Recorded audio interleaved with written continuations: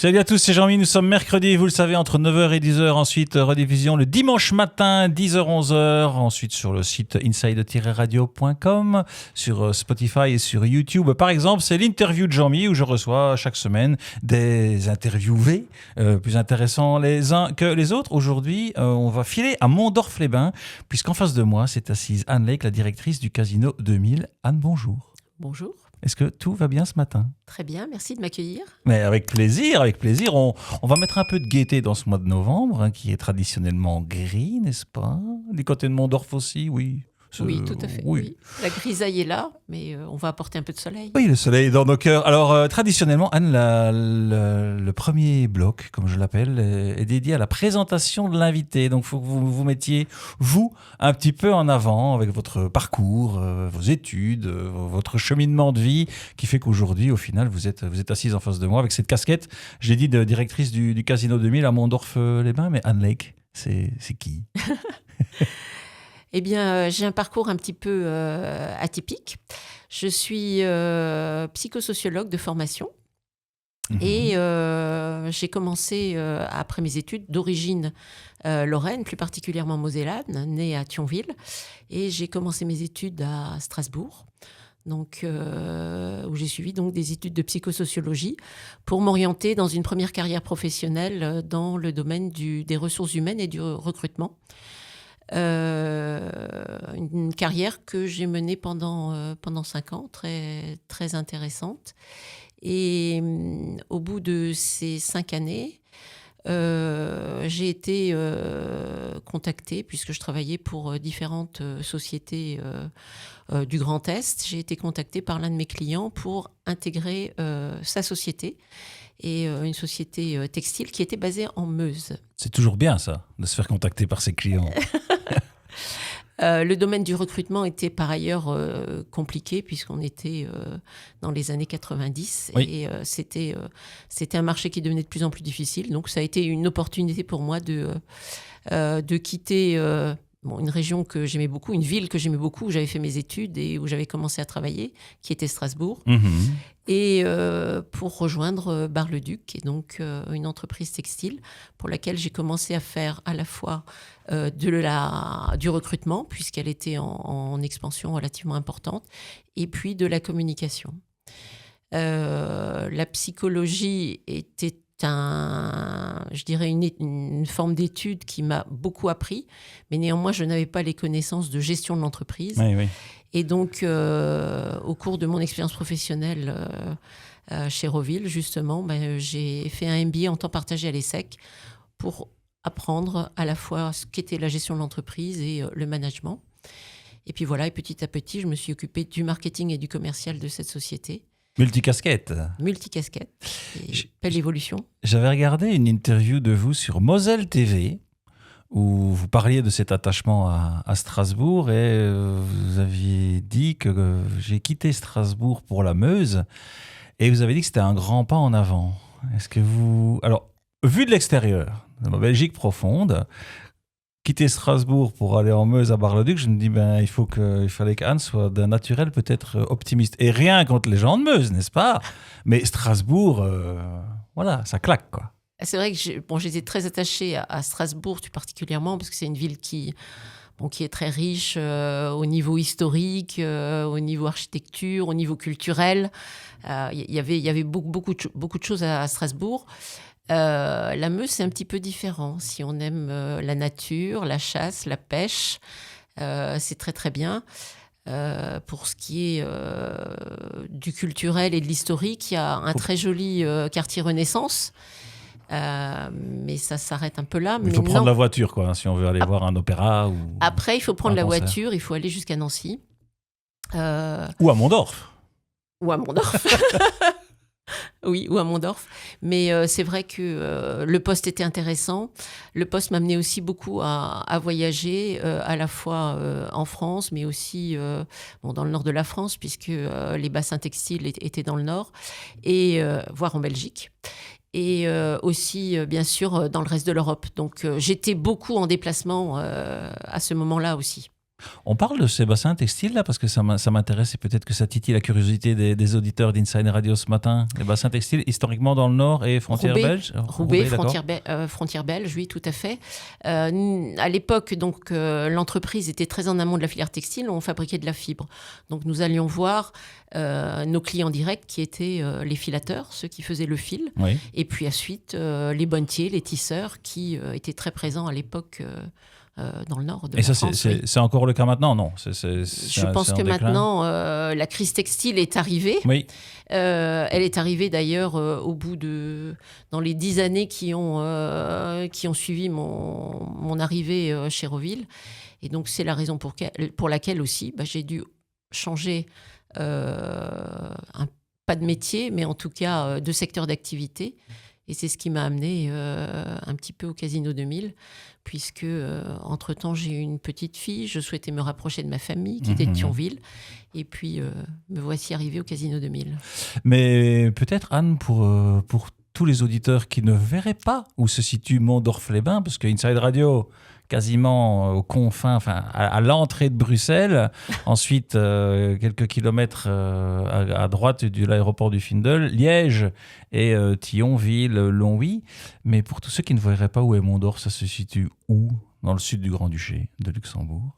Tout à fait, dans le sud du Grand-Duché du Luxembourg, une très jolie station thermale, voilà, où il fait bon vivre et qui a toujours beaucoup de projets et qui grandit petit à petit en termes de nombre d'habitants et d'espace, quel qu'il soit, oui.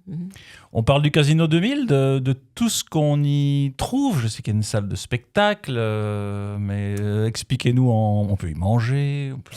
Qu'est-ce qu'on ne peut pas faire au Casino 2000 en fait? Alors, Casino 2000, c'est un centre de divertissement à part entière. Donc, on y trouve un hôtel, on y trouve 2 restaurants, on y trouve 2 bars et on y trouve une salle de spectacle. Les restaurants sont très différents. L'un s'appelle le restaurant Les Roses, qui est un restaurant gastronomique, qui fait une très bonne cuisine française que François Jagu fait évoluer au fil des saisons. Et puis le Purple Lounge, qui est une brasserie contemporaine où on retrouve à la fois des produits luxembourgeois, mais aussi des saveurs un peu plus exotiques. Et puis, c'est un endroit aussi où il se passe plusieurs choses, notamment des rencontres avec des événements qu'on appelle Star and Stories, qui nous permettent d'accueillir des gens du monde du journalisme, du théâtre, de l'écriture, et qui, pendant 1 heure, se confient à nous. Donc, c'est quelque chose qui est public, qu'on enregistre et qu'on peut retrouver après sur notre chaîne YouTube. Et de très belles rencontres intimistes où vraiment les gens se confient et on a plaisir, en tout cas, à découvrir leur vécu. Vous les trouvez comment, ces gens? Ils viennent à vous ou c'est par rapport à des de bouche à oreille ou des Alors, tendances? il y a un peu de tout. On a accueilli des gens du domaine économique qui étaient luxembourgeois, d'autres des écrivains comme Serena Giuliano, récemment Pascal Légitimus, des gens du monde du sport avec Emmanuel Petit. Donc, c'est vraiment très, très diversifié et c'est ce qui fait l'intérêt. Et on a fidélisé une clientèle par rapport à ça qui se réjouit. C'est un événement toutes les 6 semaines, tous les 2 mois. Vous rappelez le nom, s'il vous plaît? Star and Stories. Star and Stories, ouais. Ok. Donc, et puis le Purple Lounge, c'est aussi des DJ qui viennent mixer régulièrement. Et puis également des DJ qui sillonnent la France pour mixer les années 90-2000, dont DJ Mast qui est très connu et qui, voilà. Ça fonctionne toujours, hein, ces années 90, 90, 2000. Oui, tout à fait. Oui. Il y a un ADN particulier sur la salle de spectacle, sur les spectacles que vous proposez. J'ai vu que c'était extrêmement éclectique. Oui. Théâtre, chanteur. Oui. Alors, je ne vous ai pas parlé du chapiteau, qui effectivement... Parlons du chapiteau. Qu'on a totalement créé il y a maintenant une quinzaine d'années, puisqu'avant on avait une salle de spectacle, mais qui était, je dirais, beaucoup plus petite, qui n'avait pas la hauteur sous plafond pour accueillir les productions qui nous intéressaient. Donc du coup, voilà. On est une salle de spectacle qui peut accueillir jusqu'à 2000 personnes debout, 1200 personnes assises.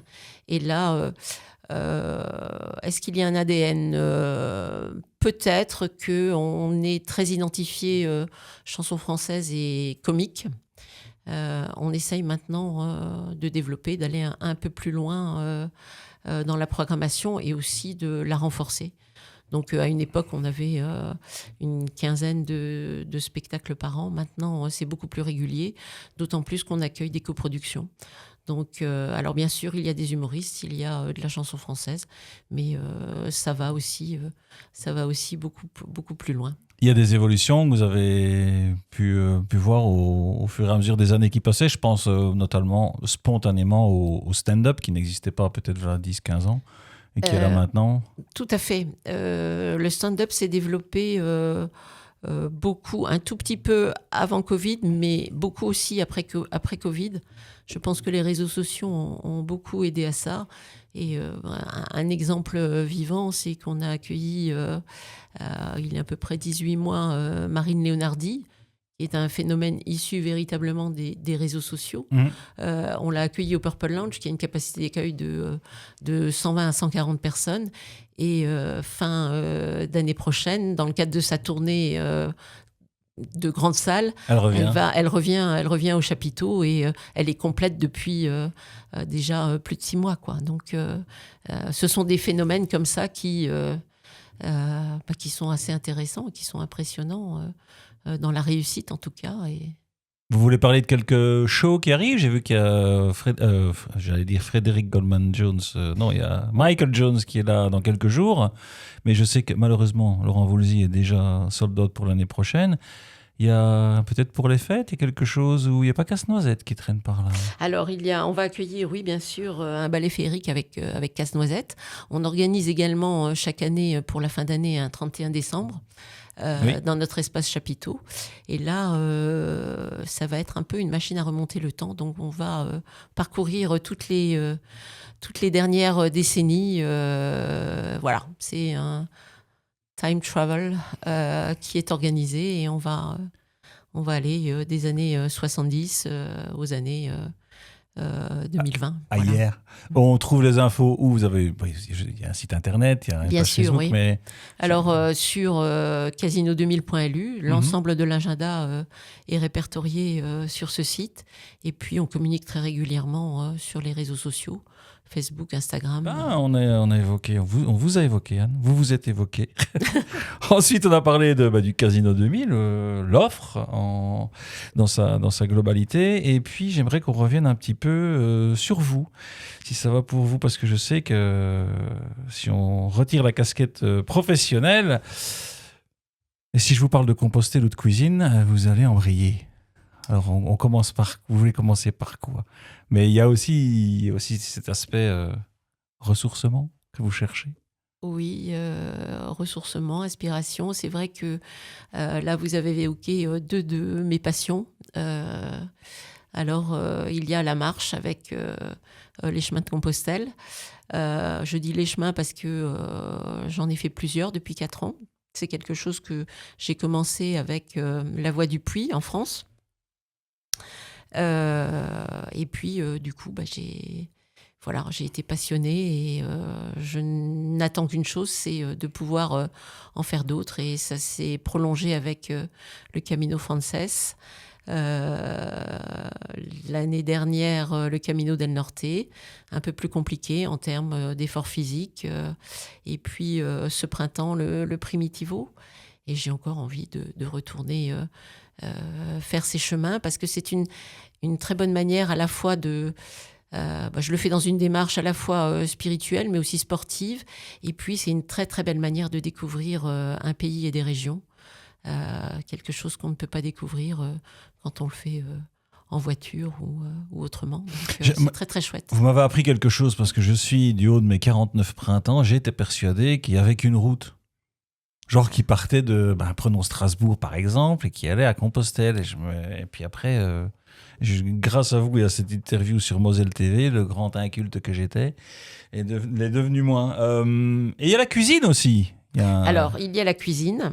À la cuisine, alors je dirais que ça remonte à très très longtemps parce que je suis issue d'une famille épicurienne. Donc, il y a cet atavisme familial qui fait que on aime faire des recettes. Ma grand-mère, ma maman font et faisaient des recettes. Moi, j'ai adoré pâtisser depuis ma plus tendre enfance.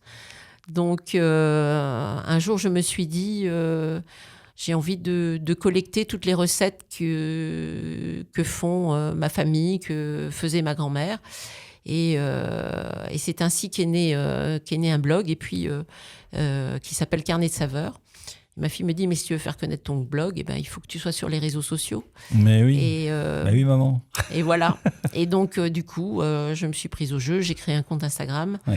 Et puis, c'est développé tout doucement. Et voilà. Et maintenant, je continue à faire des recettes. Je continue à m'intéresser à tout ce qui touche au culinaire, à la pâtisserie, mais bien sûr des recettes salées aussi.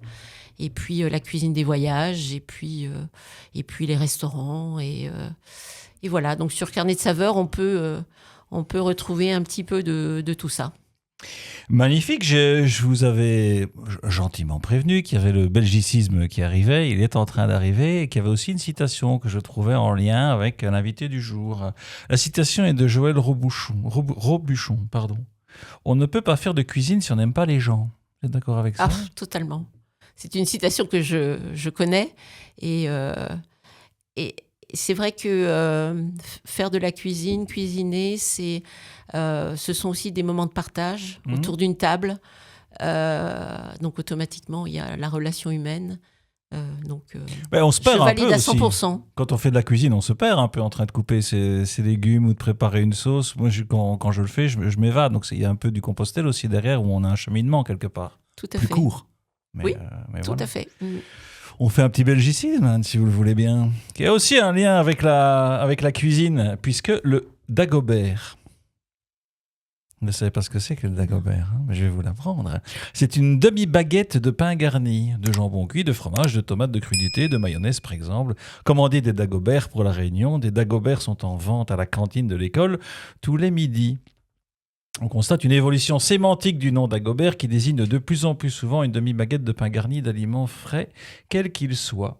Équivalent en français de référence, le sandwich. Et c'est marrant que le français de référence, ce soit en fait un anglicisme. Bref, je fais un coucou à Michel Francard qui me sponsorise, mais qui est avec moi toutes les semaines avec son dictionnaire des belgicismes. On a évoqué plein de choses déjà. Merci beaucoup pour ce bon moment, Anne. Mais si c'était à refaire, et les anecdotes, et les bons moments, c'est lesquels durant cette déjà longue carrière, en fait, à la tête du Casino 2000, et où les anecdotes dans la cuisine, sur les chemins de Saint-Jacques. C'est votre interview, c'est vos anecdotes. Je crois que si c'était à refaire, je crois que tout serait pareil. J'ai vécu au Casino 2000 une aventure humaine ultra intéressante avec des challenges, du partage, de l'apprentissage. Donc c'était complet, très très riche, des anecdotes, des moments aussi plus ou moins étonnants, un spectacle de Gad Elmaleh qui fait complet en 17 minutes, ça c'est des choses qui font plaisir, qu'on vit bien, donc non, c'est vraiment très, très riche. Et puis, les métiers du marketing évoluent constamment. Donc, en 22 ans, on ne s'ennuie pas du tout. Casino 2000 est en pleine évolution aussi, avec des projets architecturaux qui continuent. Donc, oui, il y a un futur très, au très casino chouette. aussi. Il y a des projets qui arrivent. Oui, très, très chouette. Donc, non. Tout pareil. Vous referiez la même chose. Et quelque part, il y a peut-être un lien aussi, le fait de dire je ne changerai rien. Peut-être que c'est aussi grâce à vos deux casquettes Compostelle, on va dire, et cuisine, qui fait que l'alignement est là. Oui, très probablement. C'est vrai que au Casino 2000, on est très très présent. Il y a beaucoup de liens sociaux qui s'établissent, mais parfois il y a aussi besoin de un peu d'introspection, de se ressourcer, et les chemins sont parfaits pour ça. Et la cuisine, quand on peut pas partir très loin, c'est parfait aussi. Vous avez un petit devoir de sortie avant que je vous laisse vaquer à vos occupations, c'est de choisir la chanson de sortie. Qu'est-ce que vous avez envie d'écouter, vous, et de donner comme cadeau à ceux qui nous écoutent ce matin, ce mercredi ou ce dimanche matin sur les ondes d'Inside? J'aime beaucoup la chanson française, mais aussi j'aime aussi beaucoup la pop. Et Elton John est un des artistes que j'écoute assez régulièrement. Donc, I'm Still Standing, c'est pas mal. I'm Still Standing, Elton John. Parfait, merci beaucoup d'être venu à ce micro. Merci de m'avoir accueilli. C'était un plaisir. Longue vie au Casino 2000, longue vie à la cuisine, longue vie au chemin de Saint-Jacques. Et quant à vous, mes chers auditeurs, vous le savez, mais je le dis chaque semaine, je redisparais pour mieux renaître tel un phénix de mes cendres la semaine prochaine. Et d'ici là, quoi que vous fassiez, comme d'hab, faites-le bien. Ciao.